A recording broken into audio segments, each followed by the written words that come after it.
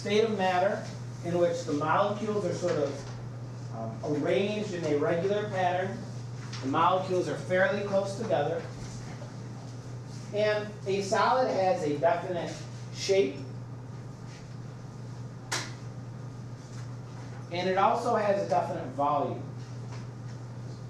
Take a solid that has mass, has a certain shape, and a certain volume.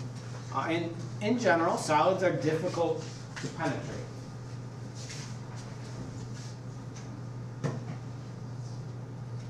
Is that in like comparison to the other states? Yes. Yes. I didn't know how to spell penetrate. D-E-N-E. Wait, no. Wait, are you actually using the exact D-E-N-E. definition? G-E-N-E-T-R. Wait. T-R. A-T-E. That's he was last time you spelled something for me, you gave me like a bunch of random letters. I would never do that. X-Y-L-Z-O-M-N. But what on the board? We're going to do them. All right, liquids. So a liquid. Does a liquid have a definite shape? No, unless you put it into a cup. No, it does not have a definite shape.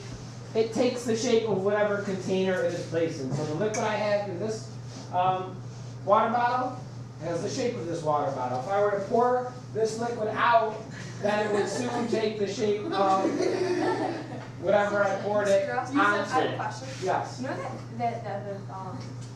You know that the squishy thing that we made? That goo, yeah. Would that be kind of liquid because it would like take That was called a non-Newtonian fluid. So there are things that sort of have strange properties, polymers and stuff like that, and that was one of those. Where it's not quite a liquid, it's most similar, I guess, to a liquid, but depending on the forces applied to it, it can have some properties of a solid. Like it snaps in half if you pull it quickly. You could shape it into a shape, but if you just leave it for a minute, it eventually flows into like a puddle. So it's more like a fluid with some different types of properties. It's not like Jello or something. Yeah, Jello is another example. Jello is, Why Jello? you know, More of the it's more like a suspension, I believe. There's lots of things that have interesting characteristics other than, you know, those liquids. Also, liquids have definite volume. So whatever water I have here in my water bottle, I can pour it into a graduated cylinder, I can measure its volume. So it may not have a definite shape, but it does have a definite volume. Lindsay? Your hand's up in the air, and that means your teacher will generally call your name, and that's when you should speak and tell them what you were thinking. Why does it like form like a puddle like on a desk? If you pour water out, why does it form a puddle? Because it takes the shape of whatever, But it's not like your desk is a shape or like a puddle. but it has no shape, so it just flattens out into a flat. Why does it act like a square? Just because it doesn't have, those molecules are not tightly bound to any certain shape. David? What about like a drop of water? It's like, okay, if you were, As it's dropping? yeah, What's as giving it that teardrop shape? Gravity. Not quite. A raindrop actually uses a teardrop. But what gives it a shape? oh wow, Jax, what gives it a shape? Oh, the air. Air resistance. The air resistance forms, so it's not going to fall as this flat puddle of water because air resistance against it forms it into sort of a round, more aerodynamic shape. Wait, so I don't know.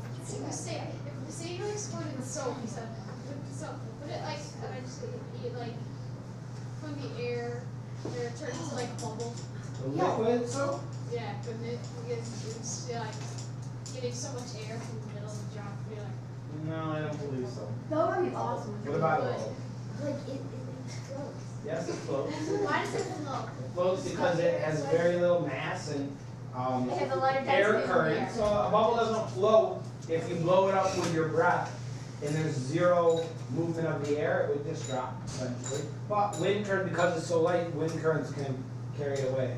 What if it like didn't pop for like a really long time and it's like on SpongeBob. Yeah, yeah. Like what if it traveled like That would be Europe or something? That'd be crazy if a What if bubble was helium is zero. helium? Yeah. All right, let's move on. Gases. So what am I going to say about gases along these same lines? No definite Ayla? shape. No definite shape and no definite volume. Correct.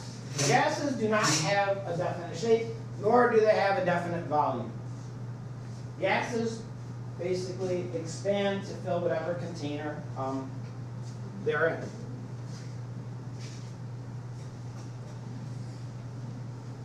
No, I just had a question about like the notes, like how you wrote them.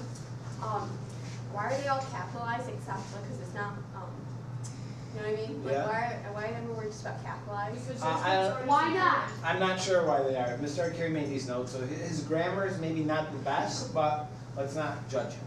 Okay. I have a question. Lindsay, you have a question? Yeah, I think I messed up on it. Oh, That's not a question. That's more of a But statement. what were the solids ones? Solids have a definite volume, Oh, I put the fine. definite shape, and are difficult to comprehend.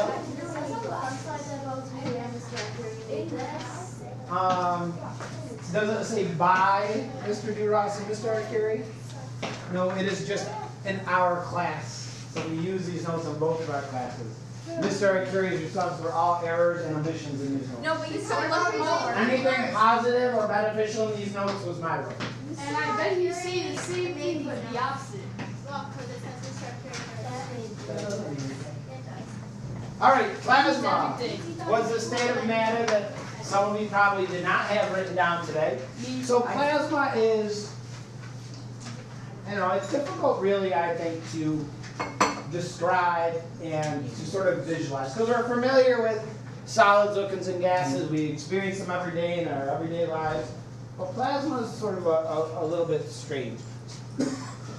A plasma is a collection of positive nuclei surrounded by sort of like a sea of free electrons. Sometimes it's described as an ionized gas. And you do see it if they're in various places. Stars, like the sun. Actually, plasma is the most common state of matter in the universe. Okay? Because stars, our sun is made of plasma. Interstellar space is made of plasma, where there are molecules. And it's in stars a bolt of lightning. Now it's similar in some ways to a gas. It has no definite shape. It has no definite volume. But unlike a gas, it can conduct electricity because of those electrons that are sort of floating around there in the plasma. You know those little globes?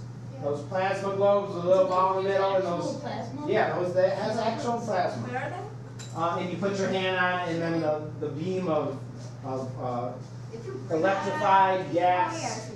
They use electricity and a plasma inside there. They have a mixture of noble gases there, in which the electrons get dissociated from the nuclei, and then it conducts electricity. Sending electricity makes it glow. When you put your hand or a conductive surface on the outside, then those electrons are attracted there towards that area. Oh, so that's like when the whole thing's like lightning bolts. Yeah, and then you put your hand on it, it's like, Wait, what? If you break it. then the gas would just, the plasma would just escape. And then Wait, you what get about like the electric liquid shock? part of it? There's no liquid part. It's not liquid. It's more similar to a gas. So, would you like die? No. Would it shock I'm you sure those things break all the time. Sarah? Is fire plasma? No, well, fire, some types of fire could have plasma in them, yes, as well as gases and liquids as well. Lightning bolts, sparks, okay, if you, did you ever like go in bed, turn off all the lights and like you move the blanket around and you see little sparks inside? I Yeah. move my leg up and down really fast. Yeah, or if you bite onto a lifesaver and you get a little spark, you ever see that? Lifesaver? A lifesaver, one of those peppermint? Yeah. No, wintergreen lifesaver. What? If you go in like an interior in a bathroom or something in your house, close all the doors, turn off all the lights, get those lifesavers, open your mouth and chew on it, and you'll see a spark. Oh, I'm gonna try that. Yeah, it's pretty cool. Ayla? But once I picked up a Snuggie and I saw blue sparks coming out. Yeah, that's because of static electricity, really. That's what, or you're walking, you know, if you drag your feet on a carpeted floor, and then you touch your little brother or sister. Yeah. Lindsay? One time I was on my trampoline and we like rubbed a blanket on it and there were like sparks all over. Oh, yeah, that's cool. Okay, so why is there a problem now? What? It's just different thing. It's called the same thing, but not related at all. Nope. Matthew? One time my sister's friend started like rubbing her feet on the ground, and then she just sneaked up behind me and poked my ear. She didn't know what was gonna happen, and she made me jump like a mile. Oh, really? It was like a blue light. Did the spark go from one ear and through your brain to the other ear? Well, there's no brains left. It did bounce here, but Hey. Let's do it us. Can I get it out? What? Is it wood here? I'll burn it here. No. That's, I heard something. I don't know. I don't believe that. That brain is still with a blue flame. All right. We won't talk too much about plasma, but we do have to mention it because it is one of the states of matter. With it? No. So every substance at sort of general room temperature has a certain state of matter. For example, water at room temperature is what? A liquid. Iron at room temperature is a solid. Oxygen at room temperature is a gas. But you can change states of matter. Obviously, water, if you increase its temperature enough, what happens to it? It evaporates. No. Which means what? It turns into a It gas. turns into a gas. If you remove heat from it, eventually it will Freeze. freeze, which means It turns into a solid. turn into a solid. Okay? And that's true of all materials or all elements that they can go through the various states of matter. Gas, plastic. What's that? Gas, iron. Yeah, I mean, but there are things like, for example, they'll say, well, wood, you can't make liquid wood because wood is sort of a complex compound that's sort of different from what we're talking about. How would you turn water into a plastic? Sometimes you can superheat a gas. Now, generally it doesn't happen under normal conditions, but if you superheat a gas, or even using certain types of magnetism, and can sort of strip off the electrons from those atoms, it can turn into a plasma state of that matter. Like, can you turn a solid into can you turn a solid into a liquid? Yes. Ice. If you take an ice cube and you put it on your table, you were doing that little bit of magic. All right, changes of matter. So when we talk about matter, we talk about physical versus chemical changes. And we've talked about this a little bit. Physical changes are when you change the properties of a substance, but it's still the same substance. You're not creating anything new.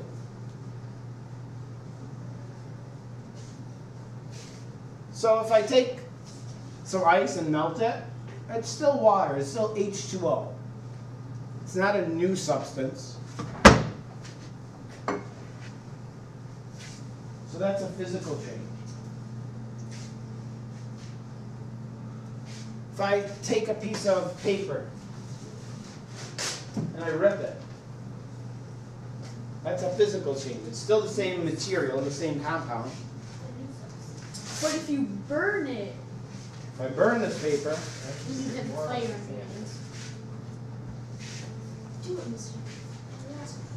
dry ice. Dry ice is a substance that goes through what we call sublimation. Sublimation is a change from a solid directly to a gas.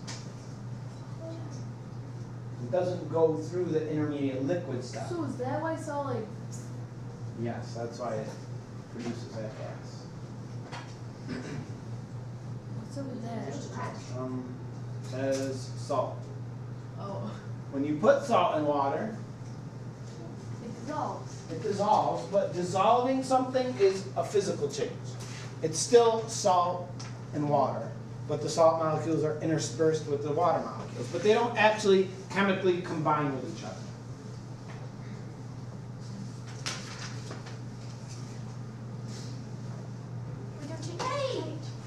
Wait,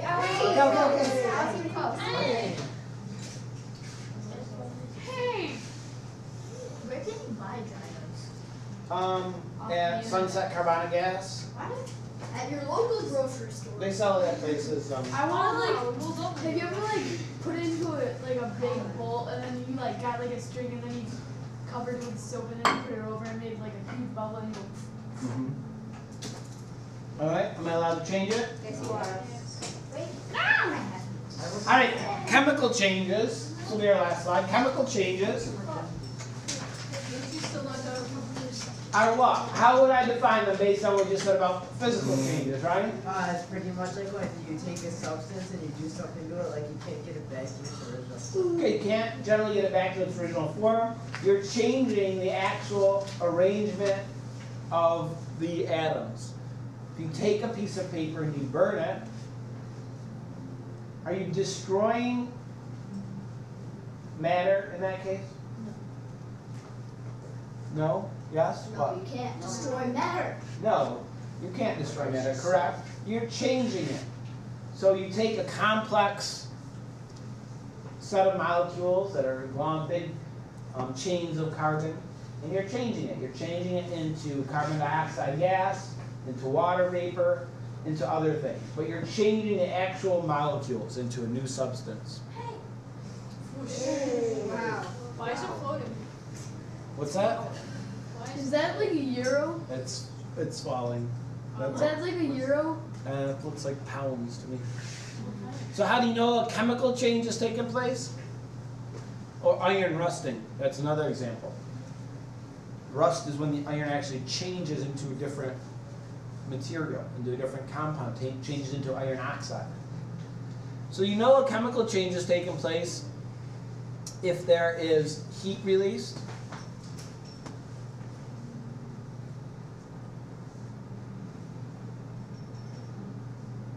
It's a very bad gift. Yeah, you're right. That's pretty bad. Thank you. If there's